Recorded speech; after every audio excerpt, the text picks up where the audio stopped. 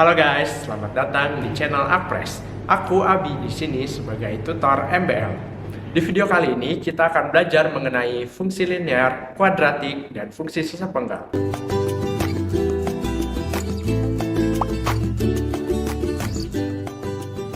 Oke, jadi pada video kali ini kita akan membahas mengenai bab 11 MBL, yaitu tentang fungsi linear, kuadratik, dan fungsi sisa penggal. Oke, pertama kita masuk ke definisi fungsi. Fungsi itu secara ringkas kini bisa didapat 2 poin. Bisa hanya ada satu anggota himpunan kedua untuk setiap himpunan pertama. Contohnya hanya ada satu Y untuk setiap X. Nah, yang poin kedua dapat dinyatakan secara verbal, numerik atau berupa tabel nilai, grafik, dan aljabar atau berupa rumus matematika. Nah, untuk visualisasi poin pertamanya ini, kita bisa menggambarkan begini. Beberapa mungkin udah nggak asing sama gambar yang kayak gini. Kita hanya sedikit mereview. Ini hanya ada satu Y setiap X. Jadi kayak X-nya ini cuma bisa punya satu Y, nggak bisa punya lebih. Maka ini bisa disebut fungsi. Nah, gimana kalau bentuknya kayak gini?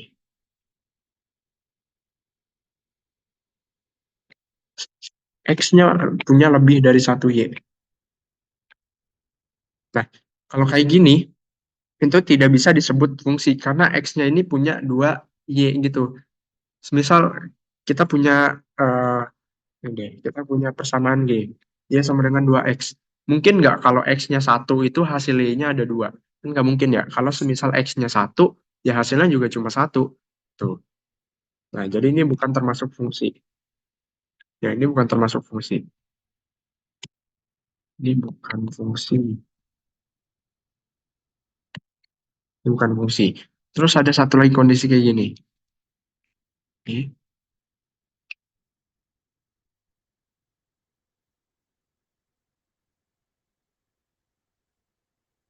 Nah, kalau kondisi gini, eh, Y-nya punya, satu Y-nya punya 2X. Ini bisa nggak sih? Ini jawabannya bisa. Karena yang penting si X-nya ini tetap punya satu Y gitu. Untuk Y-nya punya berapa X itu nggak masalah. Yang penting X-nya itu hanya punya satu Y. Tuh. Nah, contohnya ini dalam bentuk persamaan kuadratik nanti. Misal Y sama dengan X kuadrat. Nah, untuk X-nya satu, X1 kan sama dengan, kalau X-nya satu berarti Y-nya satu. Nah, kalau X-nya min satu, Y-nya juga satu. Jadi kayak dua X yang berbeda bisa menghasilkan Y yang sama. Tuh. Dan ini masih termasuk fungsi. Fungsi. Oke. Selanjutnya, kita masuk ke notasi fungsi. Notasi fungsi ini seperti yang udah kita kenal sebelumnya. Fx atau Y. Bisa Fx, bisa Y dengan X variabel independen dan Y-nya variabel dependen. Variabel dependen ini artinya dia bergantung sama nilai X-nya gitu. Jadi besaran Y-nya itu bergantung sama variabel independen atau variabel yang mandirinya. Terus keluarga fungsi itu kelompok fungsi dengan sifat baik rumus, pola tabel, atau grafik yang serupa. Oke, jenis fungsi yang pertama yang akan kita pelajari yaitu fungsi linear. Fungsi linear ini adalah fungsi garis lurus namanya. Fungsi garis lurus dengan gradien M atau kemiringan. Nah, ini bisa didefinisikan juga sebagai laju perubahan, eh, rasio perubahan vertikal dan horizontal. Ini rumus gradien ini. Delta Y per delta X. Jadi, berapa perubahan vertikalnya dibagi berapa perubahan horizontalnya. Nah, untuk persamaan garisnya, untuk membentuk persamaan garis lurus atau fungsi linear, kita bisa menggunakan beberapa cara. Yang pertama, jika diketahui slope sama intercept. Slope itu kemiringan, yang gradien tadi, intercept itu titik potong. Nah, ini kita bisa menggunakan rumus yang ini. Y sama dengan mx tambah B dengan motong sumbu Y. Kalau motong sumbu Y kan artinya X-nya sama dengan 0. Jadi di sini nggak ada X satunya. Nanti Y-nya itu B. Jadi kayak ini intercept-nya itu kan motong sumbu Y. Berarti X-nya 0. Ininya B. Nah, ini. Nah, yang kedua, jika diketahui slope sama poin. Slope itu tadi gradien, 6 poin tuh melalui sebuah titik tertentu. Nah, ini rumusnya kayak gini. Jadi yang atas tadi itu berasal dari sini. Nah, jadi kita melalui titik X1, Y1. Maka Y min Y1 sama dengan gradiennya dikali X dikurang X1. Tuh. Oke. Selanjutnya masuk eh, yang ketiga ada garis vertikal. Nah, garis vertikal ini melalui titik K,0 dengan gradiennya itu undefined. Undefined itu apa sih? Nah, kan kalau garis vertikal kan kayak gini ya. Garis vertikal. Garis vertikal gini. Artinya apa?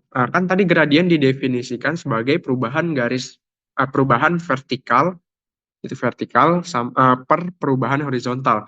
Nah, ini y-nya kan terus berubah. Y-nya terus berubah, sedangkan x-nya konstan, nggak berubah. Kalau konstan berarti kan 0, nggak ada perubahannya 0. Berarti nanti hasilnya K per 0 M-nya. Nah, kan nggak mungkin sesuatu dibagi 0 tuh menghasilkan bilangan. Menghasilkan bilangan. Jadi, di sini M-nya undefined atau tidak terdefinisi untuk yang garis vertikal. Nah, yang kedua untuk garis horizontal, di mana Y sama dengan K melalui titik 0K dan gradiennya adalah 0. Nah, kalau yang horizontal, kebalikan kebalikan dari pecahan ini, jadi dia vertikalnya tetap berada pada eh, poin titik yang tetap vertikalnya, berarti ininya 0, bawahnya K, 0 K. Nah, bilangan berapapun kalau eh, di 0 dibagi bilangan berapapun hasilnya kan 0. Berarti gradiennya adalah 0. Terus di sini ada catatan di mana jika ada dua garis lurus yang gradiennya sama, maka garis tersebut sejajar. Nah, kalau ada lurus yang dua garis lurus yang gradiennya berlawanan, min M1 sama dengan min M2, maka garis 1 dan 2-nya itu tegak lurus. Tuh. Selanjutnya ada fungsi polinom. Fungsi polinom itu fungsi dengan pangkat atau order atau derajat banyak. Nah, kalau ini pangkatnya itu ini dengan didefinisikan dengan n. Nah, kalau n-nya sama dengan 0, maka itu fungsi konstan. Fungsi konstan itu ya misal y sama dengan 1, y sama dengan 2. Jadi nggak ada variabelnya cuma 1. Nah, untuk n sama dengan 1, fungsi linear. Itu fungsi linear yang barusan dijelasin. Terus kalau 2, itu ada fungsi kuadratik. Sebenarnya n itu bisa sangat banyak, Cak. Hanya saja di sini cuma dipelajari sampai fungsi kuadratik, yaitu n sama dengan 2. Nah, untuk fungsi kuadratik di sini ada rangkuman-rangkumannya. Di sini ada titik potong, ada sumbu simetri, sama titik puncak atau lembah. Nah, ini yang rumus-rumus pentingnya, yang ini. Titik potong, diskriminan, sama yang sumbu simetri, cukup tahu yang ini, atau bisa pakai yang ini, puncak lembah. Nah, untuk penjelasannya sini, ini bentuk kuadratiknya ini, bentuknya AX kuadrat plus BX plus BC ini bentuk umumnya, di mana kalau A-nya lebih dari 0 dan diskriminan itu yang ini B kuadrat min 4AC-nya lebih dari 0 juga, maka dia grafiknya terbuka ke atas dan punya dua titik potong. Nah, dua titik potong. Sedangkan kalau A-nya lebih dari 0 tapi diskriminannya sama dengan 0, maka dia hanya ada satu titik potong. Nah, kalau diskriminannya kurang dari 0 dan A-nya lebih dari 0, terbuka ke atas dan dia tidak punya titik potong di sumbu Y 0. Ini kita bisa kalau A lebih dari 0 terbuka ke atas. Ke atas. Nah, kalau A kurang dari 0, kebalikannya terbuka ke bawah. Ke bawah.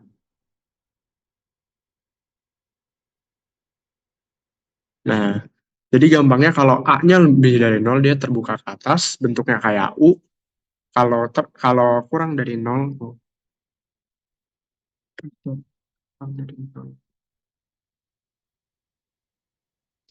Kalau kurang dari 0, dia terbuka ke bawah atau kayak huruf N atau U kebalik. Itu ya bisa.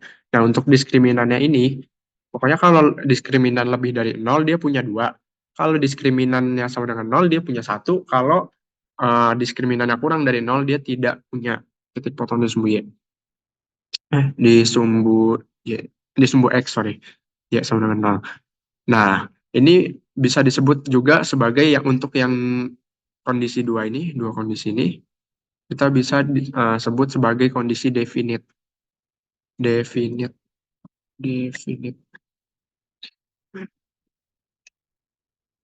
Nah, untuk yang A-nya lebih dari 0 berarti ini definite positif, A-nya kurang dari 0 itu definite negatif. Tuh. Selanjutnya masuk ke fungsi sesepenggal. Nah, untuk fungsi sesepenggal ini adalah fungsi yang punya beberapa persyaratan gitu. Jadi kayak semisal untuk ini di sini 0 kurang dari T kurang dari 10, maka fungsi yang dipakai adalah fungsi yang ini. Tapi kalau T-nya itu lebih dari 10 dan kurang dari sama dengan 30, maka fungsi yang dipakai itu fungsi yang ini. Nah, kalau fungsinya lebih dari 30 sampai kurang dari sama dengan 270, maka fungsinya pakai yang ini. Jadi nanti jika divisualisasikan, ini untuk fungsi yang pertama dari 0 sampai 10. 0 sampai 10 itu sini, segini. Nah, 0 sampai 10 kan segini ya. Ini adalah bentuk dari fungsi sesepenggal pertama. Ini. Ini fungsi sesepenggal pertama yang ini. Nah, untuk lebih dari 10, kurang dari sama dengan 30, berarti kan ini sampai sini. Nah, ini fungsi yang kedua. Bedain warna. Fungsi yang kedua, fungsi sesepenggal yang kedua, tapi dia masih dalam satu kesatuan fungsi yang diminta. Ini fungsi kedua, dan sisanya itu fungsi ketiga. Nah, ini fungsi ketiganya. Tapi dia dirangkai menjadi satu fungsi yang saling berhubungan. Hanya saja untuk beberapa input X-nya itu akan berbeda hasilnya. Tuh. Nah, sekarang kita masuk ke contoh soal. Contoh soal yang pertama. Jika suatu proyek akan diselesaikan dalam X hari, maka biaya proyek per hari menjadi ini, X plus 800 per X min 40 juta rupiah. Tentukan biaya minimum proyek tersebut. Biaya. Misal biaya, berarti kan biaya itu hasil kali hari dengan biaya proyek per hari. Biaya per hari.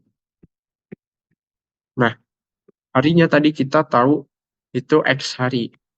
Dikali dengan biaya per harinya itu fungsinya X tambah 800 per X kurang 40. Kurang 40. Nah, ini kita kaliin.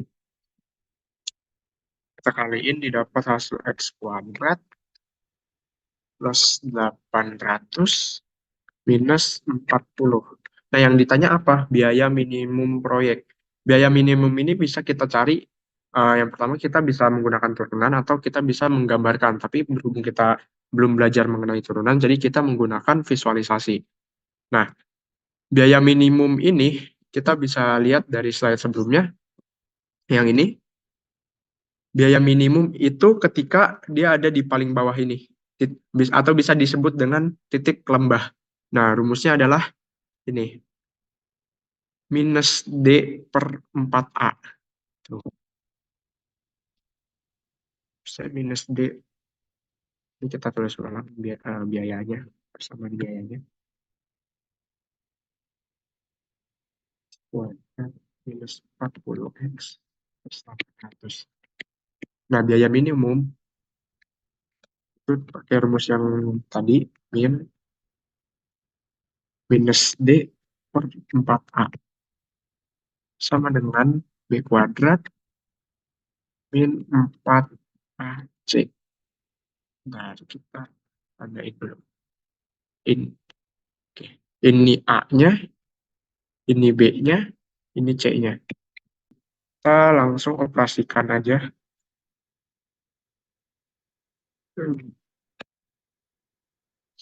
B kuadrat 4AC berarti B-nya itu 40 dikuadratin 40 kuadrat minus 4 dikali 1 dikali C-nya 800 per 4 dikali 1. Ini 1600 dikurang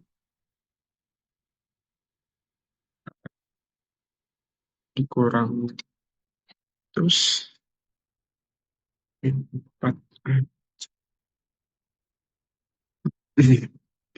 3200.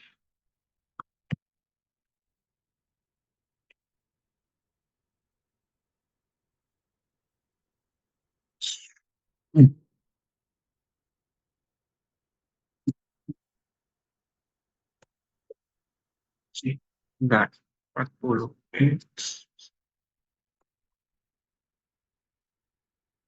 Oh, D4. Min D4. Ini lupa minusnya di sini. Minus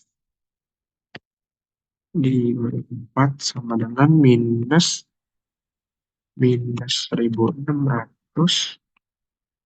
bagi 4 sama dengan minus sama minus jadi A plus 1600 bagi 4 400. Nah, 400 apa? 400 berapa nih tadi? 400 juta rupiah. 400 juta. Nah, jadi biaya minimum yang dikeluarkan adalah untuk proyek tersebut adalah 400 juta. Oke, masuk ke contoh soal kedua. Grafik fungsi Y sama dengan X kuadrat plus 5X plus 4 itu dapat diperoleh dengan menggeser grafik fungsi Y sama dengan X kuadrat titik. Nah, jadi untuk translasi ini bisa pakai rumus gini. Sorry. Y min Y 1 sama dengan X. Ini kan fungsi awalnya ini ya, fungsi Y X kuadrat fungsi awalnya. Nih, X kuadrat. Nah, Y-nya tuh jadi Y min Y1, X-nya jadi X min X1. Asal jangan X1 DAB aja. Kuadrat. Nah, nanti bisa dibentuk jadi X kuadrat min 2AX plus A kuadrat plus B. Nah, ini B-nya pindah ke sini. Nah, kalau dilihat lagi bentuk ini tuh udah sama kayak bentuk ini. Maksudnya gimana? Coba kita bandingin. Di sini Y sama dengan X kuadrat plus 5X plus 5.